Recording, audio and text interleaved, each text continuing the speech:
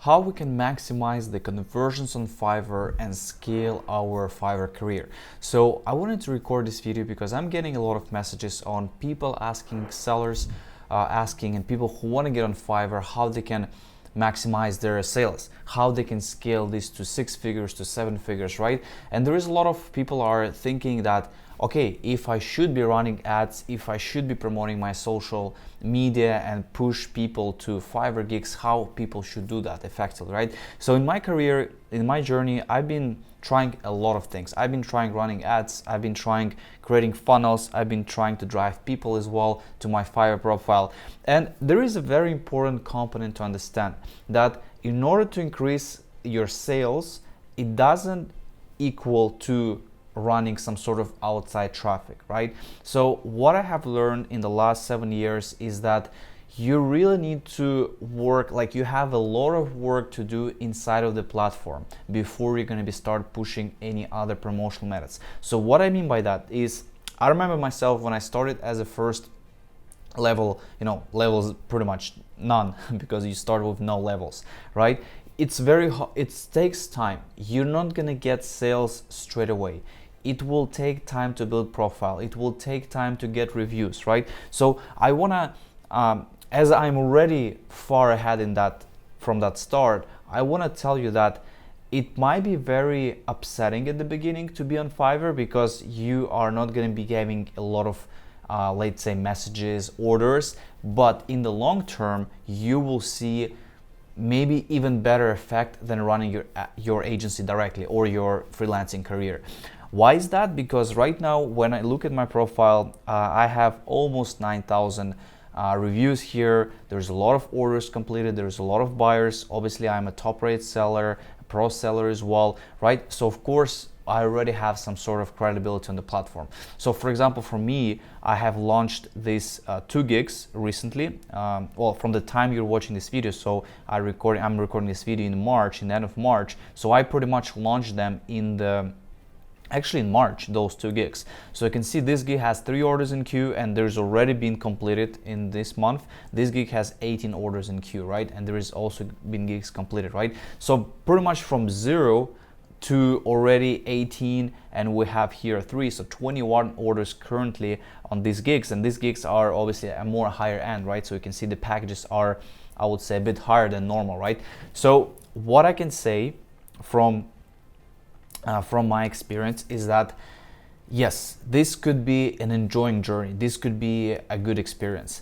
And what I have done myself is I really try to dive deeper in the gigs creation, in the understanding the platform, because right now, for example, I've done a few things. I have also team members who are in my Fiverr account, right? And I'm receiving messages from potential buyers every day. Every day there is a lot of messages, like there could be 20 messages, there could be 30 messages, there could be less, right? Depends on the day. But every day there is a coming traffic. So what I'm seeing buyers are messaging me, and of course they are, let's say they come sometimes to me and they ask me, do you edit videos? Do you post videos, right? And I don't do that. But then when I look at their profile, I can see what I can help with potentially, right? So I'm seeing a lot of sellers, this is a very common mistake. I'm seeing sellers who are doing an incredible job of delivering, but they're not doing an incredible job of closing the clients and pretty much communication wise, because when you speak to a potential buyer, you need to have some sort of marketing skills, because it's not just you answer the question and you expect the order to come. It could happen, and it's happening, but if you're really trying to build a relationship, and that's the number one goal you should have, you can have much better results. Just in the last, pretty much from 0 to those 20 plus orders, it's just happened by me effectively communicating with customers. There is nothing being really crazy idea. There is no like traffic sources or anything. I tried this before, right? At the end of the day, you still have to work inside a platform. It's the same when you're selling on Amazon, right?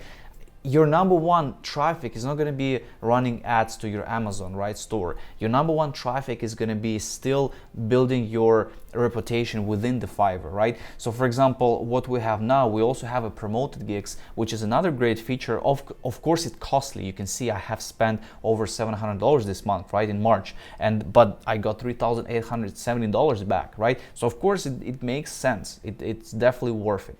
So what I want to suggest to you is, if you even take a look at my profile, you can see, for example, first of all, I think your goal should be growing inside of the platform. What I mean by that is that, okay, you're level 1, you're level 2, you're getting to the top rate seller, you're getting to the pro seller. I think this is the clear ladder of how you should be focusing on things, right? Of course, if you already have some work done and you can jump from being non-seller to being pro seller, I think it will help. I have been a pro seller. I have also been a non-pro seller, meaning that I asked Fiverr to actually remove me as a pro seller because I've been doing my own research, I've been doing some other things, I wanted to try to experiment. Now I came back again as pro, had to apply again, they had to review my application, and eventually they were able to approve me. And I can tell you that, yes, it does matter. In a way that when the potential, because you will see a lot of buyers will come and look at your profile, and there's a high competition. Like, even if we're going to, for example, here we're going to go to the social media marketing, that's what my favorite category, obviously.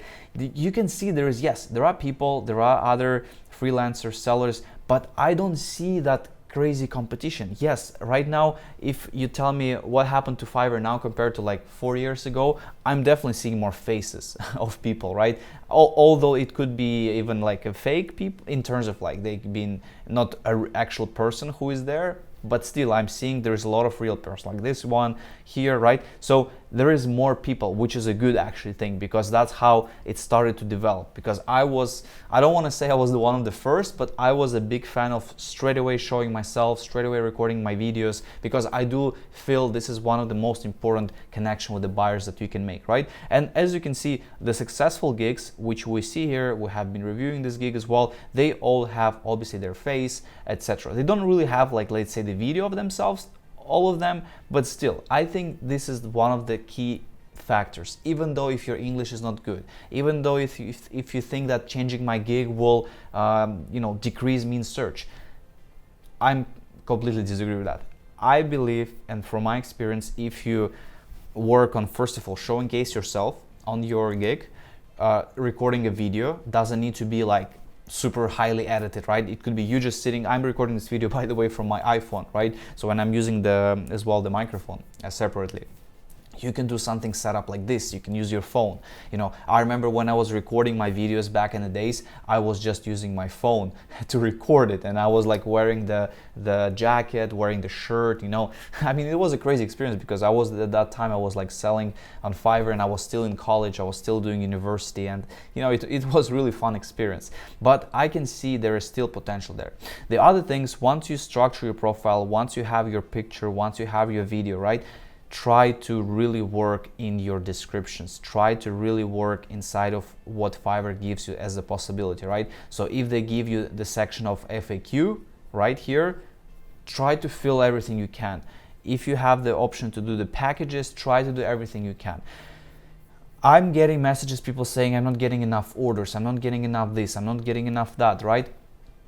Yes, it will take time. You have to eventually be patient, right? And I suggest when you're starting your journey on Fiverr, like at the beginning, don't just wait for the order to come. Start building your Instagram profile. Start building your personal brand around Instagram. Start building your personal website so you can collect portfolio. Start making that work around outside of Fiverr as well. Not necessary to scale agency outside of Fiverr, but it's necessary to support your case. To basically, when you come at Fiverr, for example, I do have also a link to, let's say, to the portfolio that I'm sharing, right? This is the link that goes directly to this portfolio. And also, for example, if people are gonna go to the website, they will be redirected to the Fiverr, right? So you can do things like that. Of course, you have to be very careful with not taking your clients away from Fiverr to your own. This is a big no, right? But of course you can do things that could support your Fiverr journey, right? And of course you have to, every step of the way, you have to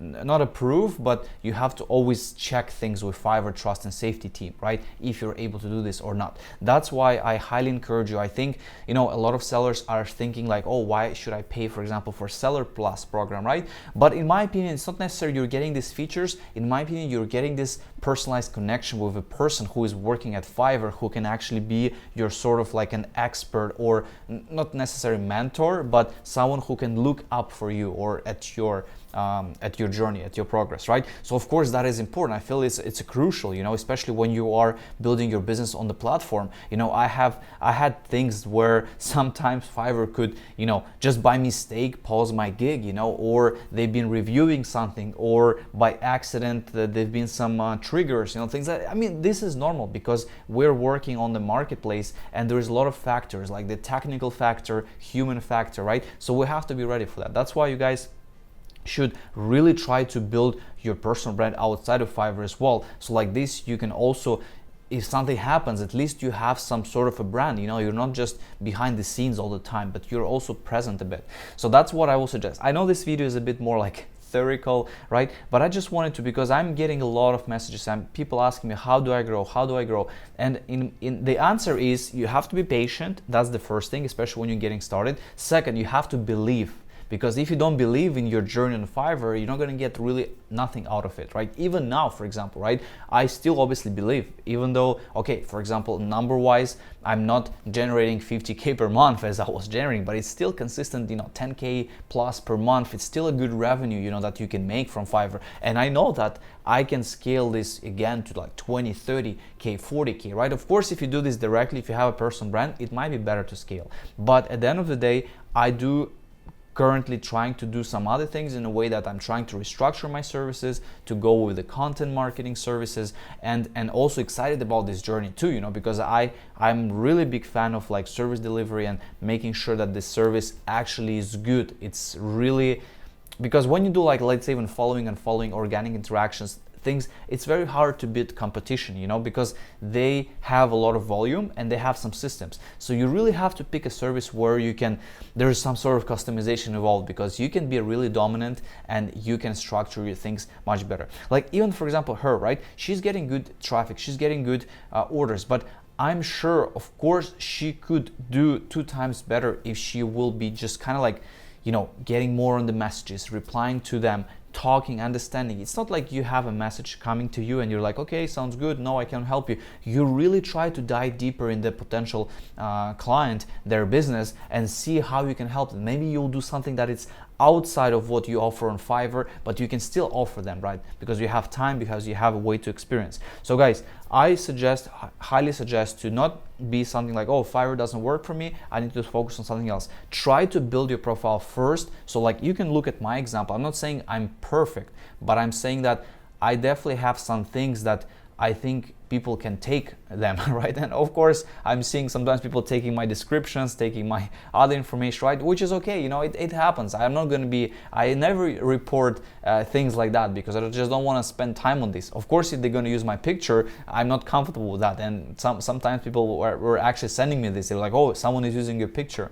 Of course, I'm going to report, because I don't want to, buyers or potential buyers could be confused, if I'm another person or whatever, so, but you can definitely take away from some of the things I have with the profiles, with these things, because even the picture, you have to test, you have to see how it looks on the phone, you have to see if it's not going to be cut, if it's not going to be, proportionally incorrect, right? So you have to look at these things. And then at the end of the day is the packages, right? You want to make sure that your gigs are clear and the buyers know exactly what gig you offer. That's why the descriptions, the titles as well is very important, not to keep them super long, to keep them nice and clean, short relatively, right? So like this, they can see exactly what you offer. And of course, in the future, the more gigs you can create, the more traffic you can drive to your Fiverr profile. So guys, hope this was useful. Feel free to leave in the comments if you're experiencing issues, if you're seeing results with Fiverr, if you don't see results. What do you think about Fiverr? Should you, in your opinion,